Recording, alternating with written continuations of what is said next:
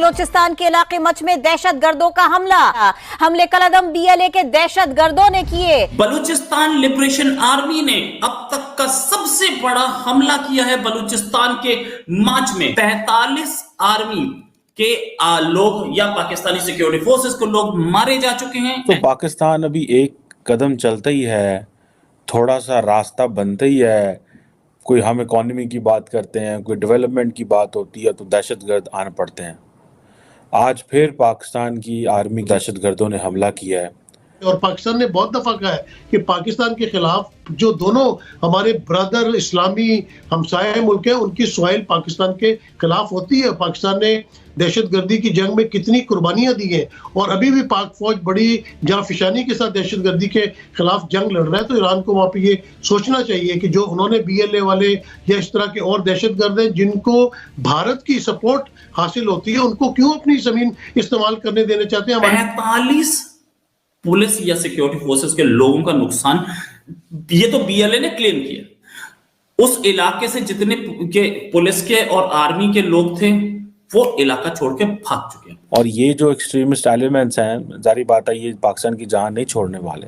कभी कभी तो मुझे ऐसे लगता है कि हर बंदा डर रहा है। ये दहशतगर्द पाकिस्तानियों को अमन में नहीं रहने देंगे। मैं आपको बात बताऊं, फिर बहुत सारे लोग जो हैं वो कहते हैं जी के मजाक उड़ाते हैं पाकिस्तान का। आप जानते हैं पाकिस्तान में जो टेररिज्म है उसके बारे में पाकिस्तान ने बड़ा क्लियरली अपना मौक़िफ़ पेश किया है। पाकिस्तान में टेररिस्ट एक्टिविटी में हमारे पास सबूत है कि इंडिया मुलविस रहा है। लेकिन अब देखें आज फिर पाकिस्तान जाने दे रहा है।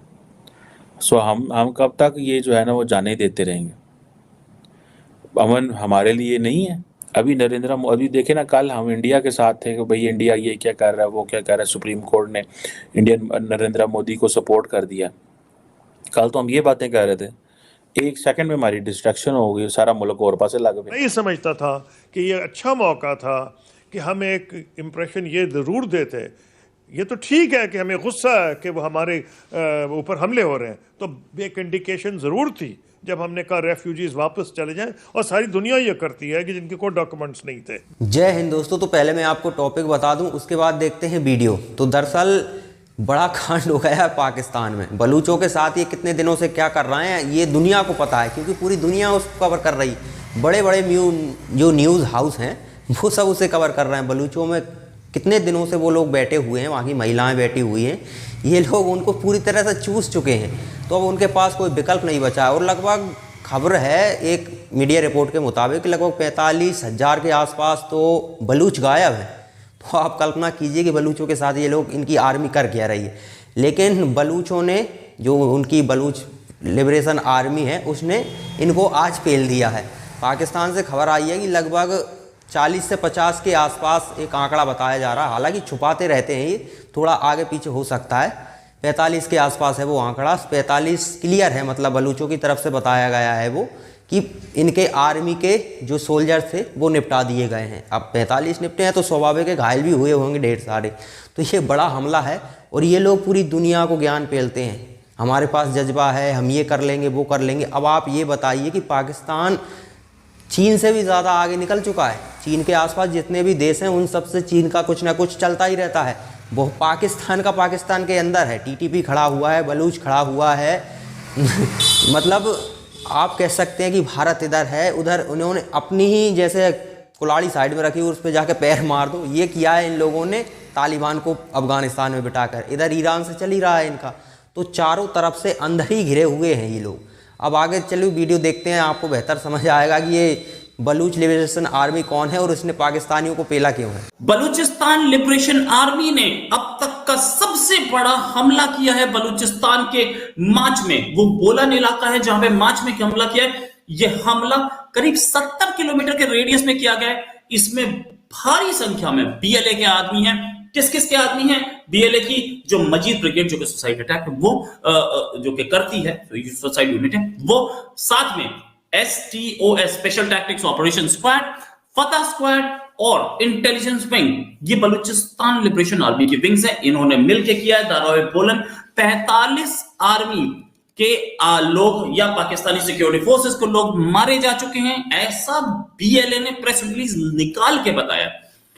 जितने लोग मारे गए हैं उनकी बॉडी ये बोला है कि हमारी कस्टडी में, हम लोगों के पास है, लेकिन हम आपको देंगे तब जब हमारा मन करेगा।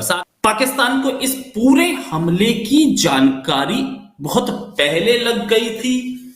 हमले का मैग्नीट्यूड इतना बड़ा है कि इससे निपटने के लिए जेकबाबाद एयरफोर्स बेस से फाइटर जेट्स उड़े हैं, वो जाके कहीं बॉम्बिंग करेंगे, क्योंकि उस पूरे एरिया में इतने सारे बलूच फाइटर्स हैं कि पाकिस्तानी आर्मी बिल्कुल निष्काम हो चुकी है। फ्रंटियर कोर्ट के जो ठिकाने थे उन सब पे हमला करके उन पे कब्जा कर लिया गया। जो उन्होंने बीएलए वाले या इस तरह के और दहशतगर्द हैं जिनको भारत की सपोर्ट हासिल होती है, उनको क्यों अपनी जमीन इस्तेमाल करने देने चाहते हैं? हमारे पास एक मौजूद है कुलभूषण यादव, जो आता था पाकिस्तान में दहशतगर्दी करता था और ईरान में चला जाता। पाकिस्तान तो दहशतगर्दी के खिलाफ 20 साल से जंग लड़ रहा है और बड़ी जाफिशानी के साथ लड़ रहा है। और मैं समझता हूँ कि बलूचिस्तान में जितना हमारी अनरेस्ट है उसमें ईरान का बहुत बड़ा हाथ है, और ईरान उसमें एक साइलेंटली जो है वो एक टूल के तौर पे इस्तेमाल हो रहा है इंडिया और दूसरी कुव्वतों में बलूचिस्तान में वो सारी अनरेस्ट पैदा करने का। क्यों अंबर? अच्छा, मैं यहाँ सवाल आपसे करना चाहूंगी, और समझ आपकी, क्योंकि मैं इत्तेफाक नहीं करती। मैं उन ममालिक में भी जहाँ आपका रिट ऑफ द स्टेट मौजूद है, हम पाकिस्तान की ही अगर मिसाल हम सामने रख लें, तो ऐसा नहीं होता कि दहशतगर्द तंजीमें या स्लीपर सेल्स कहीं ना कहीं आपको नज़र आते हैं, जो चाहे मुल्क के अंदर हो चाहे सरहद पार हो, वो कुछ हमला करते हैं, अटैक करते हैं। आप देख लें कि हम अमेरिका की अगर मिसाल ले लें, 9/11 की मिसाल ले लें, वहाँ दहशतगर्द हमले नहीं हुए, वो इंटेलिजेंस फेलियर्स भी होते हैं, लेकिन दहशतगर्दी पर काबू अंबर कोई एक आधा वाकया हो जाना, किसी तो एक वाकया मैं कहना चाह रही हूँ। लेकिन अगर कोई बात सेफ है, मवाजना करें, आप मवाजना करें ना, तो दूसरी तरफ भी एक मवाजना हो सकता है कि इसका ये नहीं मतलब कि ये इस किस्म के स्लीपर सेल्स। अब आप देख लें, आपने कुलभूषण यादव का दोनों ने आपने जिक्र भी किया। पाकिस्तान या जो पाकिस्तानी रियासत है, रिट ऑफ द स्टेट अगर नहीं है, तो फिर हम सवाल नहीं कर सकते कि कुलभूषण यादव और उनके नेटवर्क्स कैसे ऑपरेट कर रहे थे कामयाबी से। देखिए, एक सवाल तो फिर बनता है ना, बिल्कुल तो बनता है, यानी कि यहाँ उनकी लेकिन ईरान में भी हो सकती है, लेकिन नहीं। तो ये तब्दील मैं जब कोई तंजीम वहाँ पे अपना दफ्तर बना ले, अपना हेडक्वार्टर बना ले, वहाँ पे ट्रेनिंग शुरू कर दे, वो रियासत छुप छुपा कर काम तो हो सकता है, लेकिन इतना ओपनली रियासत की मर्जी के बगैर नहीं हो सकता। लेकिन तो देखिए, एक सीमा होती है। बलूचों के साथ आप लोग क्या कर रहे हो? फिलिस्तीन के मुसलमानों की फिक्र है आपको, बलूच में के मुसलमान नहीं है क्या? मतलब उनकी कोई फिक्र नहीं है आपकी? उनके साथ आप जो व्यवहार कर रहे हो, जो ऐसे कर रहे हो जैसे वो पाकिस्तान का हिस्सा ही ना हो, पाकिस्तान का ही हिस्सा है। और उन लोगों को जिस आप ऐसे कह सकते हैं जैसे श्रीलंका है, भारत है हमारा, भले हम उसकी मदद करते रहते हैं, लेकिन अब आप देखिए कि श्रीलंका से हमारा वो जुड़ाव नहीं हो सकता जो बाकी राज्यों से है। वो एक अलग ही मतलब देश है श्रीलंका हमारे लिए। अगर चीन को वो परमिशन देते हैं, अभी दी थी उन लोगों ने चीन को लीज पर दे दी थी अपनी ज़मीन, तो हम उसमें हस्तक्षेप नहीं कर सकते क्योंकि श्रीलंका की वो पर्सनल मैटर है, लेकिन हम दबाव डाल सकते हैं। लेकिन अब बाकी के राज्य तो हमारे कंट्रोल में है ना। ये उन्हें इसी तरह से समझते हैं बलूचों को, और बलूचों के साथ ये क्या कर रहे हैं वो तो आप इंटरनेशनल न्यूज़ हाउस में देखेंगे तो आपको A to Z पता चल जाएगा कि ये लोग क्या कर रहे हैं वहाँ पर। इनको सिर्फ वो पंजाब से मतलब है, जो पंजाब है पाकिस्तान में, उससे मतलब है। बाकी लोगों को ये मतलब अपना देश मानते ही नहीं, तो अब वो क्या करें? उनके पास कोई विकल्प नहीं है। ऊपर से वो अगर आंदोलन करते हैं तो इनकी सेना अपना पावर दिखाने पहुंच जाती है।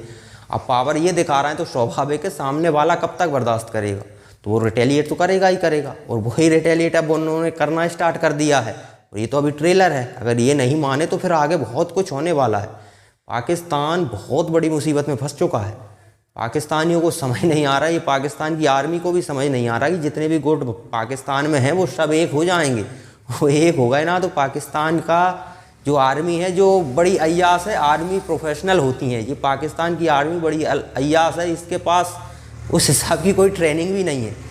तो ये बहुत कमज़ोर आर्मी है दिखाने के लिए, प्रोपोगेंडा के अलावा इनसे कुछ होता भी नहीं है। अब वो निपटाती है ना आपके, और स्वाभाविक है आप किसी को उंगली करते रहोगे तो वो जवाब ज़रूर देगा, और यही पाकिस्तान के साथ हो रहा है।